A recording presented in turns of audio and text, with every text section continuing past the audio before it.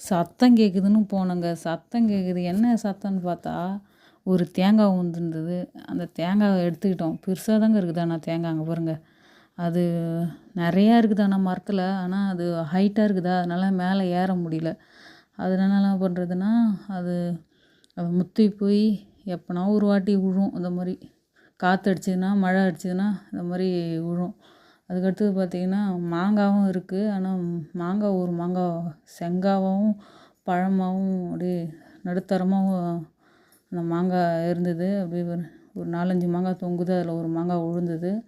அதுக்கு அடுத்தது என்ன பண்ணுவோம் நம்ப, விளக்கு தட்டுலாம் தேத்தி இன்றைக்கி வெள்ளிக்கிழமையா, இன்றைக்கி படைக்கணும். துணிலாம் துவச்சி போட்டேன். அதுக்கப்புறம் 2 வெத்தலை பறிக்கலான்னு வந்தேங்க. இங்கே பாருங்க வெத்தலை செடி தான். ஆனா சின்னதா தான் இருக்குது வெத்தலை செடி. அந்த செடி போதும். இப்போ தான் கொஞ்சம் கொஞ்சமா மேலே படர்ந்து வருது.